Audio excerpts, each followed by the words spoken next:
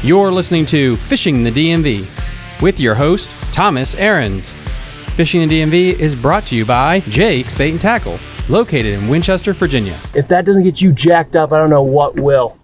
Good morning, everybody. Welcome back to Fishing the DMV. I'm your host, Thomas Ahrens. And as you guys know, we definitely dabble in Chesapeake Bay. The Chesapeake Bay and saltwater fishing is actually a lot harder for me to find people to come on the show and talk about. It's really a tight niche group. But there is some things that are happening. As you guys know, I've had on the guy that runs Chesapeake Bay Association, Potomac River Association, talking about the evolution of the bay, where the striped bass and the bluefish, they're not as prevalent as they used to be. But that doesn't mean the bay is dead. It's evolving, or as Jurassic Park said, life finds a way. And there's a really cool species that's starting to show up this way. And I have the man, the myth, the legend, Kendall, who runs the Virginia Tarpon Facebook group. Thank you so much, boss, for coming on. I appreciate it. You're welcome. Nice to be here. So, as always, that I start with all my guests. How did you get into fishing? All right. I've been fishing since I was a little kid. I grew up in Newport News, Virginia. I live in Norfolk now. And we had a pond in the neighborhood, and it had bass and bluegills and some crappie and a few catfish. And basically, I started fishing for those with a cane pole. And cool. When I was a teenager, I had a friend come over to fish, and he had a spinning rod, which I had never seen before.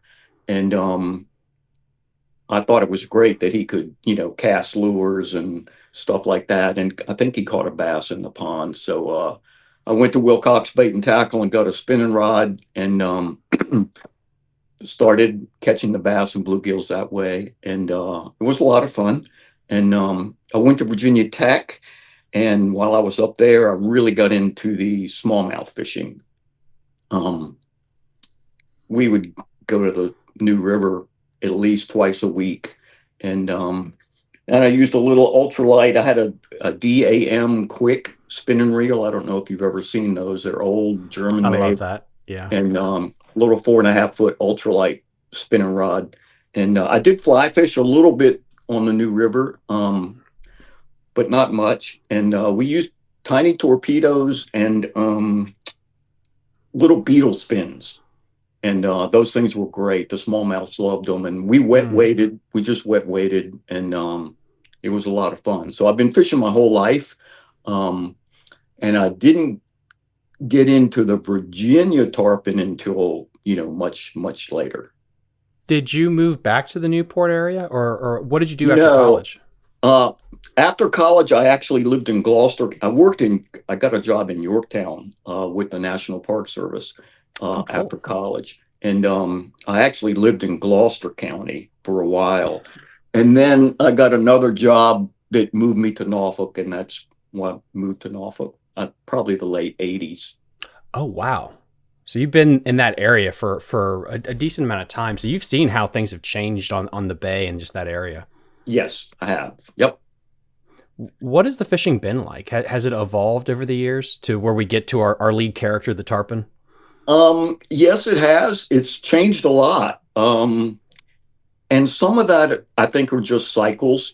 Some fish become more abundant for a while, then they kind of decrease a little bit, and then some other fish might be more abundant. I mean, when I was growing up, we did not have many stripers. And then, of course, after putting in some pretty tough preservation measures, the stripers came back, and we had just fantastic striper fishing for a number of years. There were days you could go out to the Chesapeake Bay Bridge Tunnel, and there would be stripers breaking the surface during the whole length of the bridge tunnel, the whole tunnel, over 20 miles of breaking stripers. And now you don't see that at all. The striper numbers, of course, now are way back down again. And lately we've had a big upturn in redfish. Redfish are everywhere down here now. And unfortunately, we had some cold weather this winter, and that killed off a fair amount of our trout. So our trout numbers are down right now. But hopefully they will rebound. They often do if we have a good spawn. And so it's changed a lot. And I think there have always been tarpon here. It's just for a lot of years, the people that knew about them and caught them did not say anything. And there was no social media. The only fishing reports were in the newspaper or, a week later in like maybe the Fisherman magazine or something like that. So When was the first time you caught a tarpon? I caught my first tarpon in Mexico on my honeymoon. Ooh. Yeah, I snuck away to fish for a morning and caught some baby tarpon. Oh, Those that's were small tarpon. Caught my first big tarpon on the west side of Andros Island um, on a fishing trip. It was mostly a bone fishing trip, but there were some tarpon around, and I got lucky and caught one. that is so cool. I mean, if you guys don't know, they're a blast, and we're gonna get into it here. They are the Silver Kings, and it's just crazy growing up. Like, you didn't really hear about people red fishing or speck trout fishing to the extent they are doing it now. You had to go to the Carolinas or Florida to really get those tailing reds, and even if you wanted to catch a tarpon, you had to go way down south. And so it's interesting to see the bay's evolution to where it's a redfish, a puppy redfish too, mecca. And besides the cold winter we had, it's been great for the trout, and now you see the tarpon. When do you think the tarpon really started to show up in better numbers? I honestly don't know. When I first started looking for them, but let me back up. I was friends with Bob Hutchison, who was the outdoor writer for the Virginian Pilot newspaper forever. And that was back in the days when the only fishing report, pretty much was in the newspaper. And he lived on the east. He was born on the Eastern Shore. He lived in Virginia Beach, but he maintained a little camping trailer over there. So he still spent a lot of time over there in his home turf. And I knew that he caught tarpon, but he wouldn't say a word about it. And Barry Truitt, who worked for the Nature Conservancy over there, he caught tarpon, and in fact, he holds the state record. I think it's about 130 pounds, and but we've seen bigger fish than that. I'm sure people have probably caught bigger fish than that, but the ethics, is pretty much you catch and release. So I don't think anyone wants to break the record badly enough to kill a fish for it. But I think the tarpon have always been here, but I do think that their numbers are increasing. I think that the water is getting warmer, and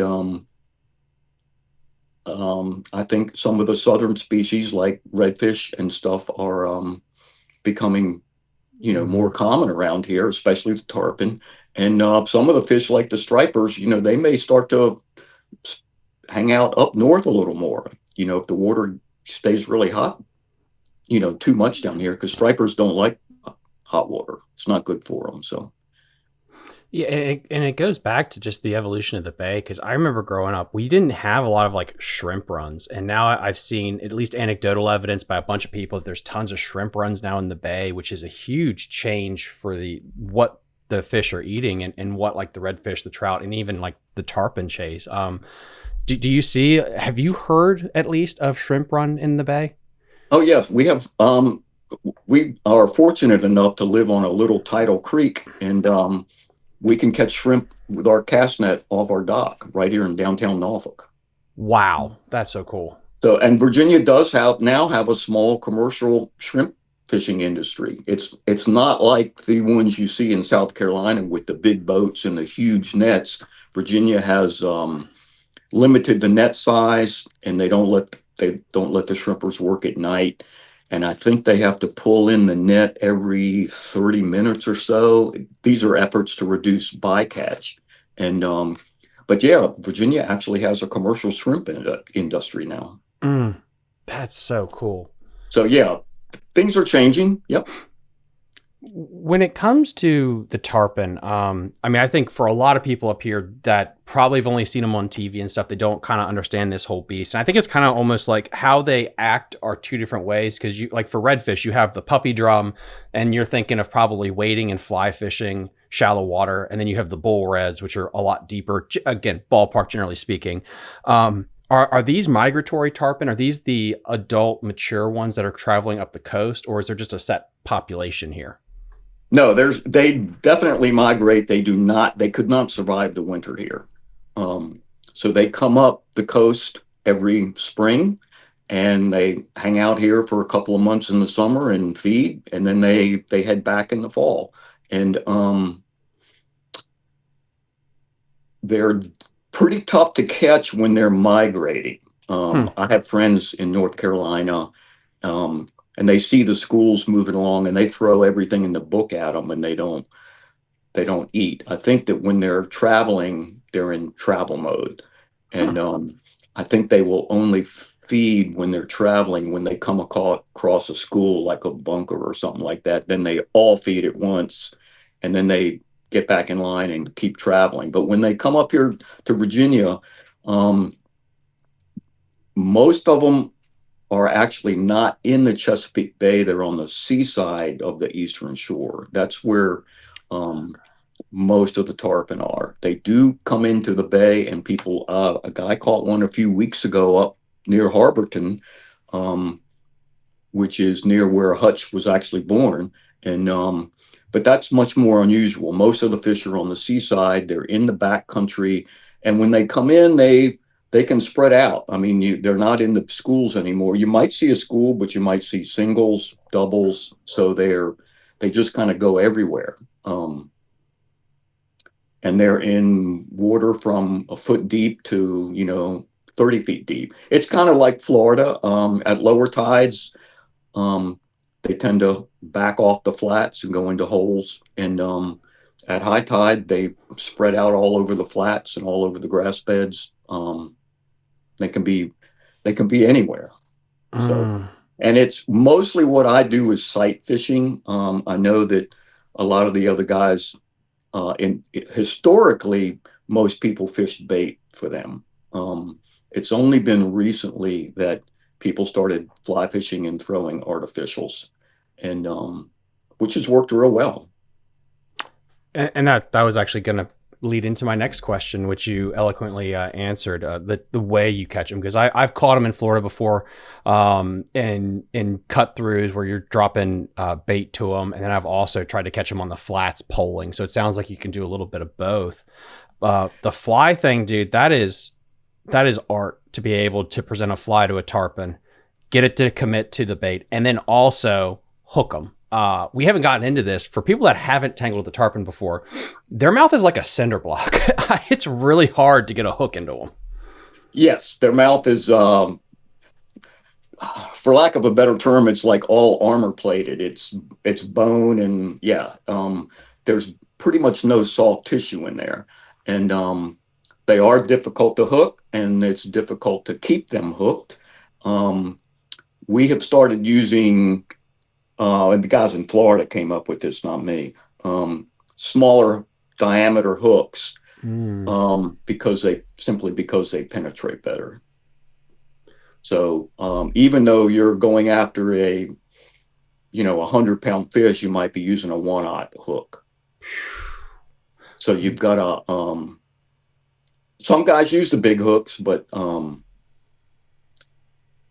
I've had better luck keeping them hooked using the small hooks. And you can see sometimes when you get the fish up to the boat with the small hook, you'll see that the hook went all the way through. Like if it's in the lip, it went all the way through and came out the top of the lip.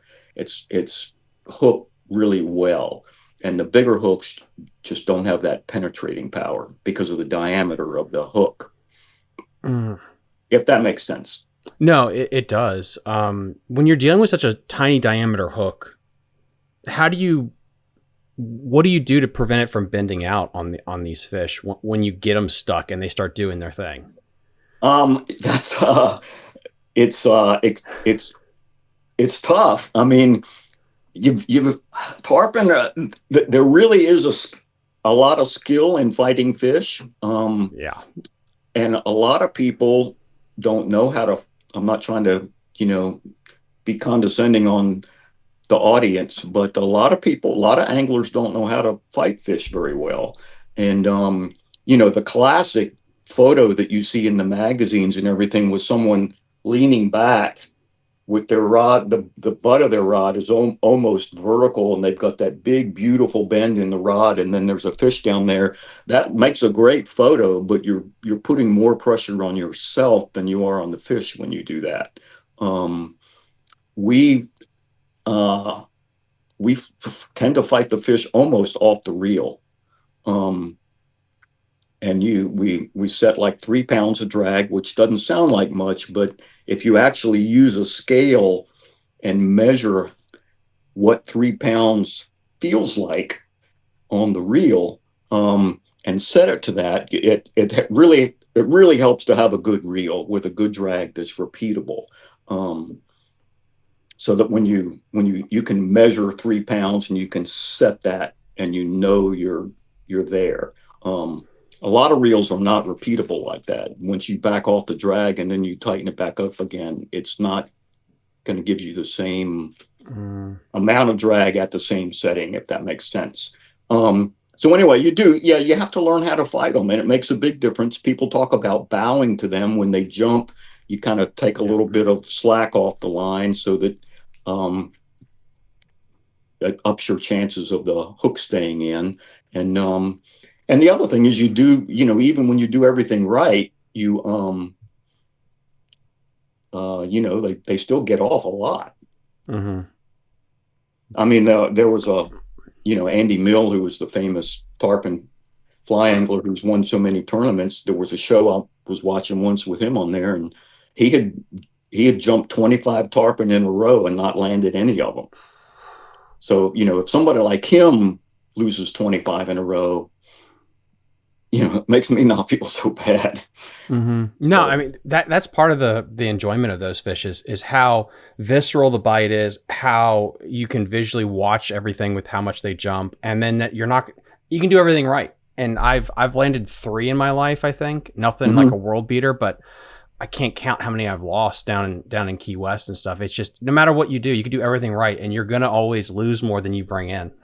Yeah, you're always going to lose more. And I have people, send me a message and say, "Oh, I lost 6 today. What am I doing wrong?" I said, "Well, you might not be doing anything wrong. I mean, that's tarpon fishing. You're going to lose a lot of fish. That's just the way tarpon fishing is."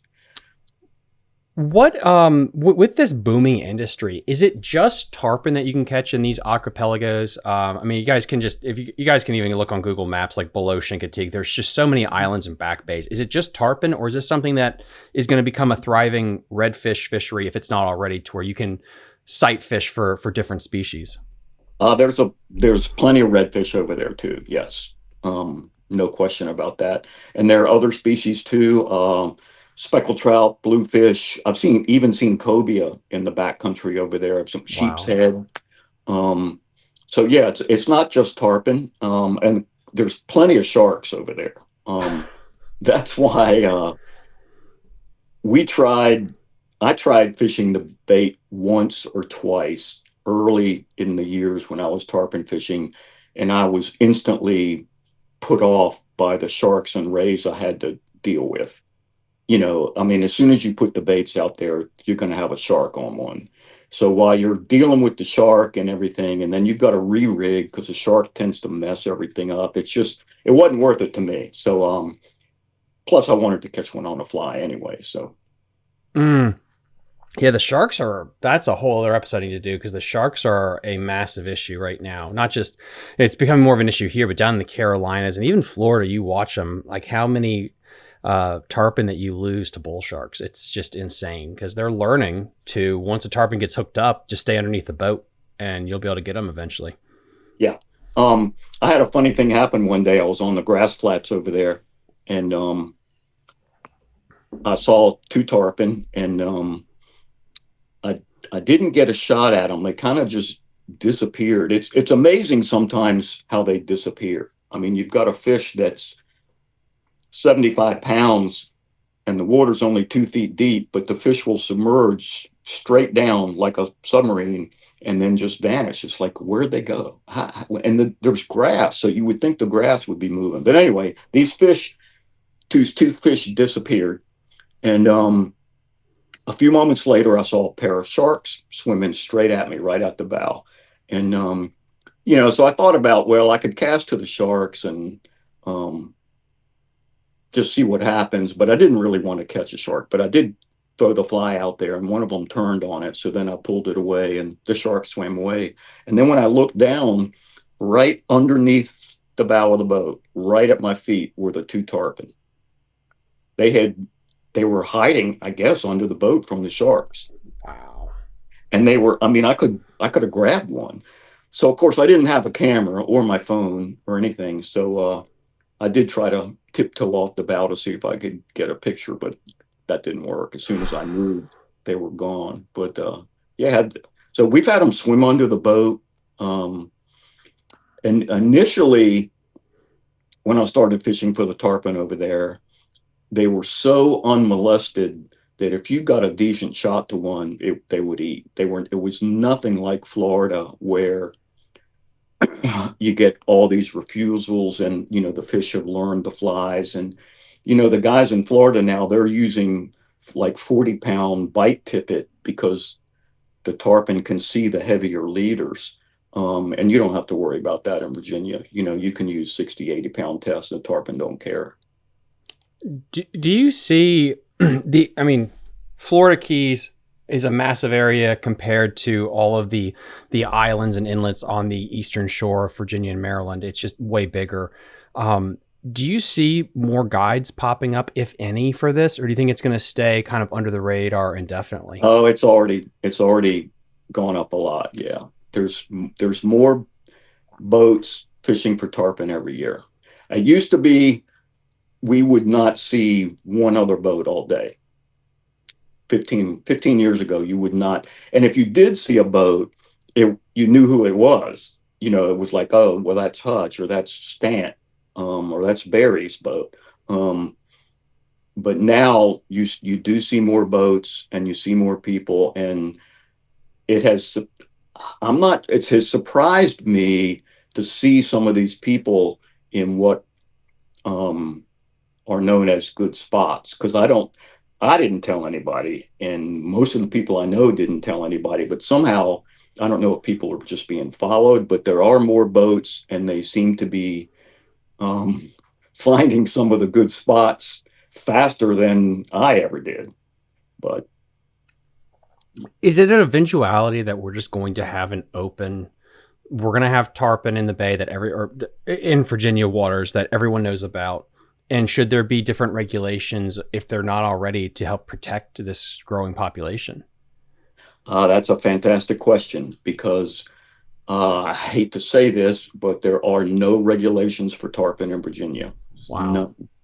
So you could go out and,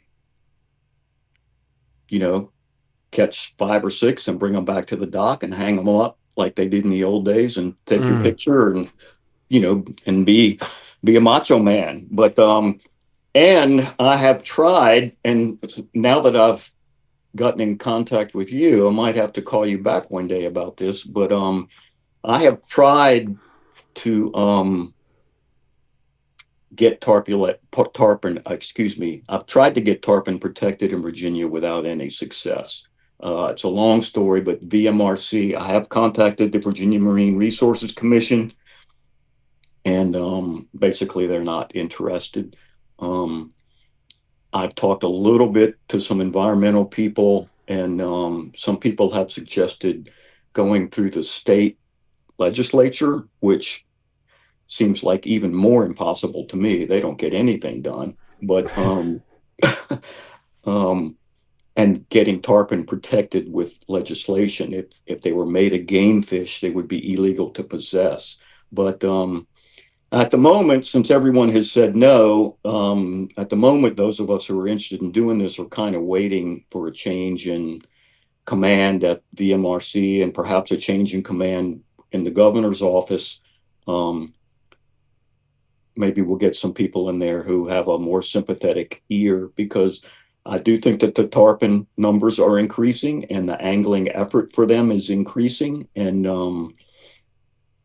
they need to be protected. The best regulation, I think, is the Florida law, which um, basically, big tarpon by law have to be kept in the water. You're not allowed to take one out of the water, and they are catch and release. You can pick up small ones for a picture in Florida if you want, but also in Florida, you can buy a tag that I think it's $50, and it will allow you to keep one tarpon if it's a year, if it's a potential record. So Mm. if someone really wanted to go break Barry's record and kill a fish, I guess they could do it, but under the Florida system. But the tags, um, I think the tags work pretty well, because it doesn't take away um, the ability. It doesn't deny someone the ability to be noted for a record catch if they want to be that. And so anyway, I've caught fish that would have been records that were illegal to possess. So you don't even think about it. You just let the fish go. But Now, guys, you guys know I'm not 100% on my saltwater lore and everything, but for sailfish, blue marlin, do you have to kill it to get it certified? I thought in tournaments and stuff, you touch the leader and it counts as a catch. Like, how does that work? well, yeah, the International Game Fish Association, IGFA, their rules are, if the leader comes in the rod tip, especially for fly fishing, then you consider the fish caught. So you don't literally have to touch the fish. But anyway, I So, lost my train of thought. so if you caught in Virginia the new world record tarpon, as long as you got the leader into the guide, you could submit it. No, if it depends on whether it's for weight or not. In Okay. Virginia, if you caught a potential record tarpon, you could bring it in and kill it and weigh it and get the record. All that. In order to get a world record, you have, not only are there the angling rules, but you can't break any game laws or fishing laws in the process. You've got to obey the laws in your area and your state. So in Virginia, since tarpon aren't protected, you could catch and kill a tarpon if you thought it would be a record. Now, IGFA has records now for release. They have length Okay. records now. So that's what more and more people are doing now. They're going for the length records, because that way they don't have to kill the fish. If you wanted, just to let the people know, what are good practices for handling and making sure that the tarpon are released healthy and happy? That's a great question too. They are tarpon, even though they are fantastic, brutally tough game fish, they're actually really fragile out of the water. I don't know if you ever caught a barracuda, and they look like death in the water with all their teeth, and they look so intimidating. But when you take them out of the water, they're actually really kind of soft and flexible, and they're nothing like a red drum, for example. When you pick up a red drum, I mean, it's like sturdy. And tarpon are very fragile out of the water, and by far the best practice is not to take them out of the water. You should lean over the side, take the hook out with the fish in the water, make sure it's revived, since there are sharks around, and then let it go. If you want a picture, I tell people, on the Virginia Tarpon Facebook page, most of the people on there know now not to put up a picture of a tarpon out of the water, because if they do, they're going to hear from me. And I don't do it publicly. I'm not trying to make somebody look bad, and especially if somebody doesn't know better. But and a lot of people don't. A lot of people, they're used to lifting their fish up and taking the picture and putting it back in the water. That's normal routine for them, but that's not good for tarpon. And if you take a picture leaning over the side with the fish, you're going to get more accolades for that than if you take it out of the water. I mean, people want to see your tarpon, but they want to see it in the water. What size? Because we've mentioned that these fish do get big, but we said like, well, sometimes you can take juveniles out of the water. So at what size would you suggest to people leave this bad boy in the water? Well, in Virginia, the leaving them in the water applies to almost all of them because most of them are big enough. Okay. The average, they're probably like 40 to 75 pounds is the average. Occasionally you will find some amazingly small ones. I have seen some that were 20, 24 inches long, which amazed me that they swam up from Florida being that size. Wow. And every now and then you see some that look like they're 150 and Oh my you know God. and you see that and you're like, well, do I really want to cast to that or not? Because Yeah. you know that it's not going to end well. It's just, but you do it anyway, and and you have pure mayhem for however long it lasts. Oh. Sometimes a lot of times they get off on the first jump, but Mm. yeah, the best thing is to fight them fast. When you read an article, I read an article by a pretty prominent guy, but I won't mention his name, and he talked about catching a tarpon and fighting it for an hour and a half. And if it takes you an hour and a half to land a tarpon, you're doing something wrong. Even Mm. as fat, even as great as they are, and as great fighters, if you learn how to fight them, um, you can get 100-pound tarpon to the boat in 20, 30 minutes. If you can't do that, you need to improve your angling skills, and then definitely keep them in the water. And I didn't mention this beforehand, but I'd love to ask you: are you using your own boat or a friend's boat, and what type of setup is it? Like a flats boat? Yep, I have a flats boat. It's a Dragonfly emerger. Dragonfly Boats is based in Vero Beach, Florida, and it's 16 feet. Just got a little 30 tiller on it. I tried to keep it simple for low maintenance and low weight. I didn't want a center console. I didn't want more stuff to maintain and more stuff to add weight. So it's a great little boat for I've had it. Gosh, it's probably close to 15 years old now, and it's doesn't even have there's hardly any even little spider cracks on it. It's held up really well, and I've I use it hard. I mean, it's been through breaking surf, and it's been on oyster rocks more times than I like to admit. But it's been a great little boat, and I do have a trolling motor. I try not to use the trolling motor around the tarpon because they recognize that sound. Probably, see, these fish have been um, fished for in other places like Florida in the winter and along the coast and stuff, so they know what a trolling motor is. Mm. Yeah, they're uber intelligent, man. Like I don't think And people give them enough credit. yeah, they're very smart and they live a long time. These fish are 30, 40, 50 years old, so they've seen a lot. They've seen a lot of lures. And that's, I hate to say this, but one of the nice things about the fish in Virginia is I do think that they chill out a little bit because they're not Yeah. used to being pressured up here. They get in the back country and it's like, they're on vacation. Do you think in the next 10 years they'll push into the Chesapeake Bay proper more? Probably, yeah, they'll probably come in the bay more because you hear of more of them being seen in the bay and caught than you used to, and I don't know if that's because more people are on the water or if there are more tarpon, but I do think they will come into the bay more. But if they get, I think one of the things they like about the seaside is there's still, even though the pressure has increased, there's not a lot of boat traffic or anything over there. It's a tough area. A lot of people go once or twice, um, get discouraged, run aground, get eaten up by the flies, don't see any tarpon, and quit.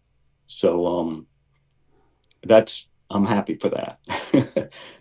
you know, but The but area it, you're describing, is that kind of like, if people could visualize it, like the Keys, the Florida Keys, the archipelagos, tons of islands, shallow, grassy flats? Yeah, but the water's not as nearly as clear as in the Keys. So, Okay. and the grass beds are relatively recent because of it's another whole long story, but there have been restoration efforts to bring back the submerged grass, and it's one of the most, or probably the best environmental success stories in the world. I mean, there's grass everywhere over there Hmm. now, which is good for the habitat. It's become a nuisance for us because sometimes some days the grass will be so thick you almost can't fish. You know, Wow. yeah. I mean, so we've been experimenting with weedless flies and weedless lures and stuff, but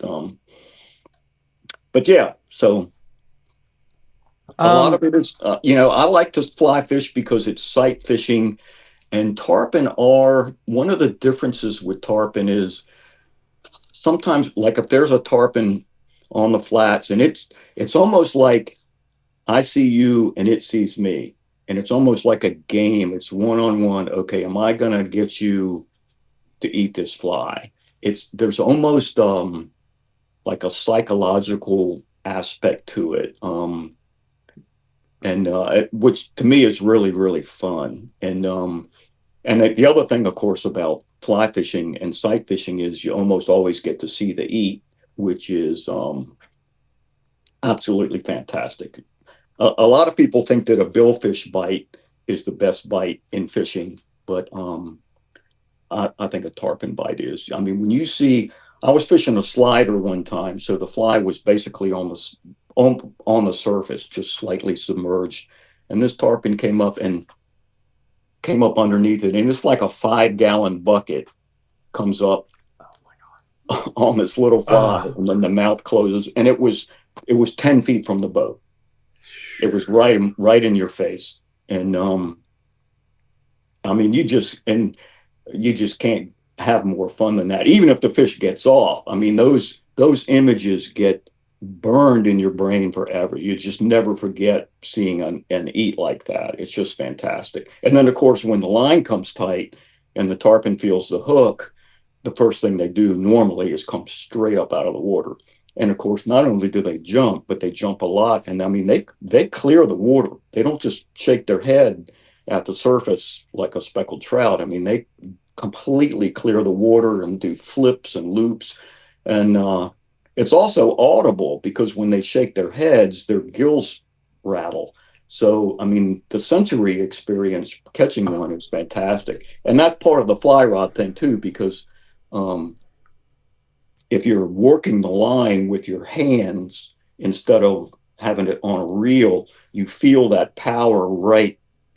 It's direct. It's right from the fly, right through the line, right into your hand. You don't have a reel insulating you from that. At mm. least not initially. It's a fantastic experience. Very, You meant, very, very challenging, and I tell people when they're trying to catch one on a fly and they keep getting frustrated, but one day you'll catch one on a fly and all those other days will not have mattered. yep, yep. And so just keep at it. You mentioned visibility, just to spitball here. Are you dealing with, when you're poling, are you dealing with what, a foot of visibility, 2 feet? Like how far can you see out in front of your boat? It really varies. Some days the visibility is almost zero, Wow. Okay. and you can't. Um,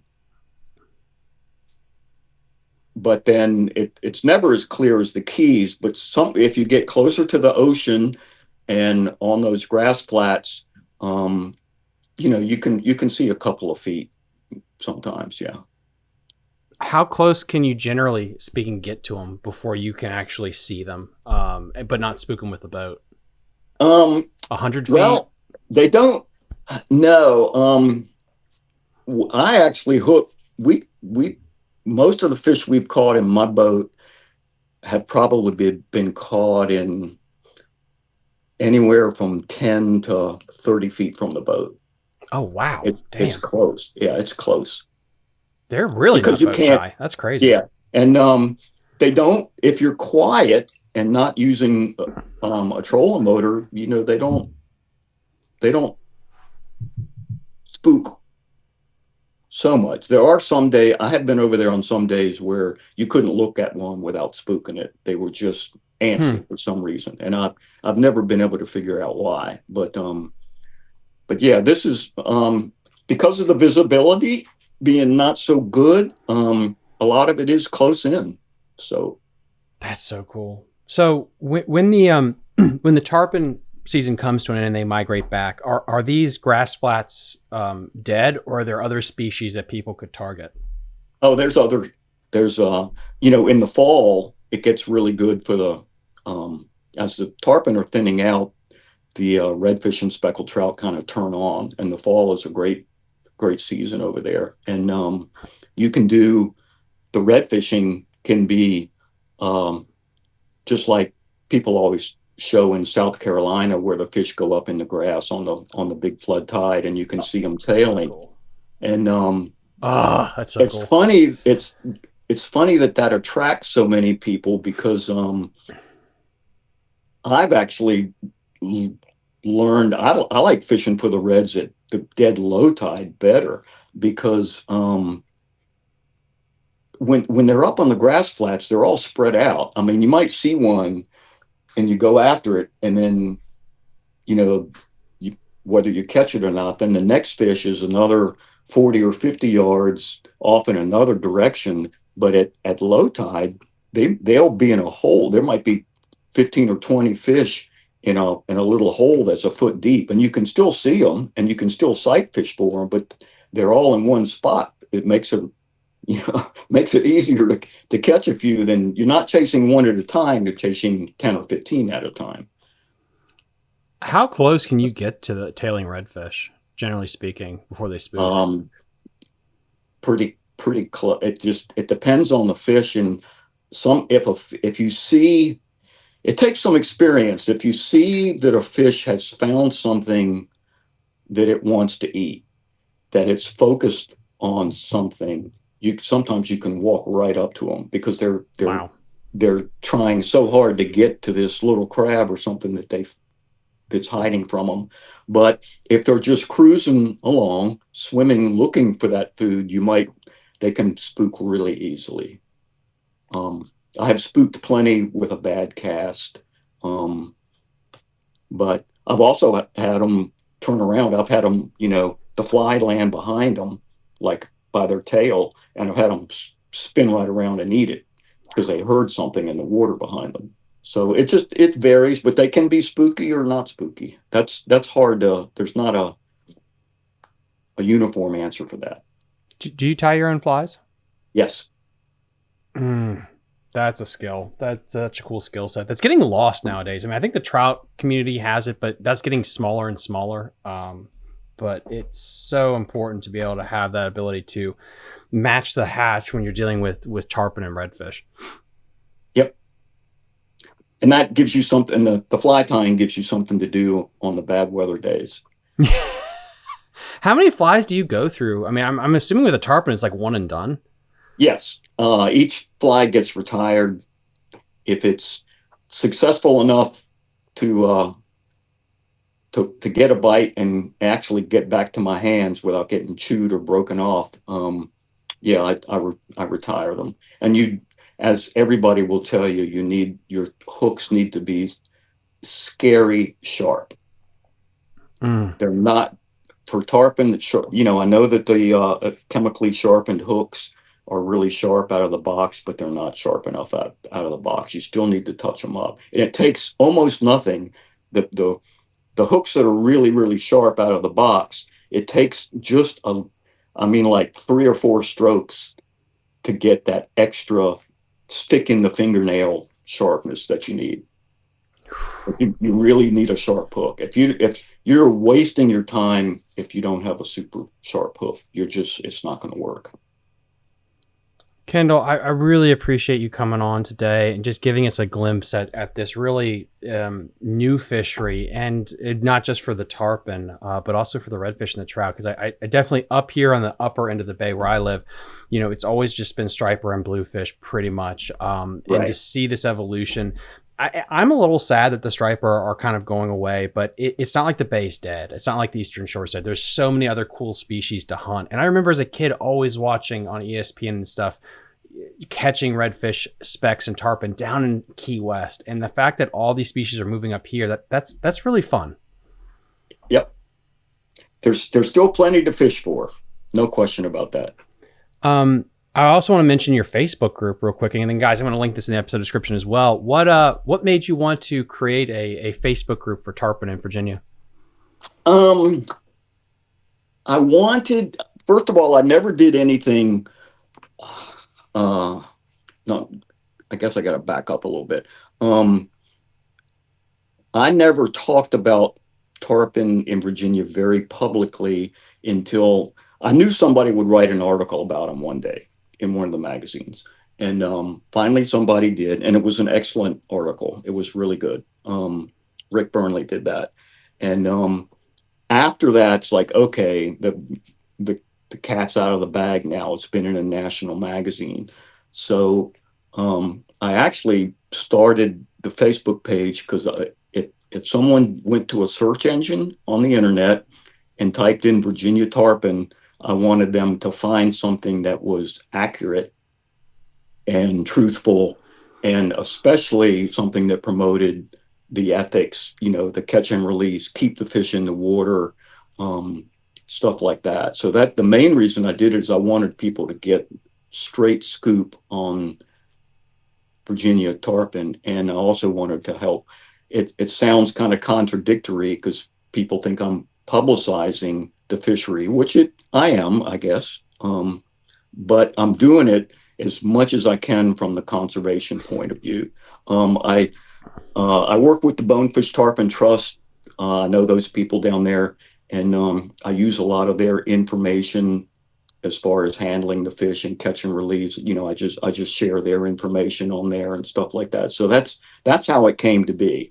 And it's grown. I don't know. They got like 1,300 people following it now, which I don't really advertise or anything. But so that's what my word of the day is. Fish for them if you want, but don't take them out of the water.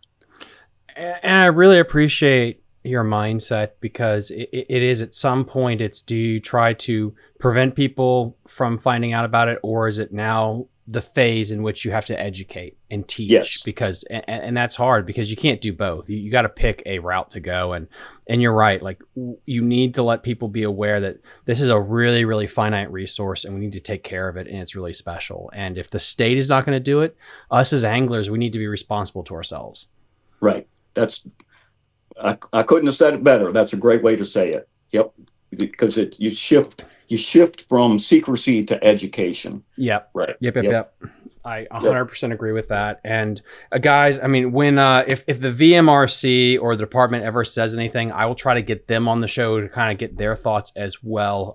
And then if this is something that could ever become a bill or whatever, I'll definitely have people on, including yourself, to come back on to help push that, because my gut is, I think there's going to be more and more of these southern fish populations blowing up in the bay, and we need to get up proactively protect them, and also the grass beds, because I want to stress this one more time. It is a miracle that we've been able to have the grass grow back like it is. It's such a great conservation win that it doesn't get the press it deserves.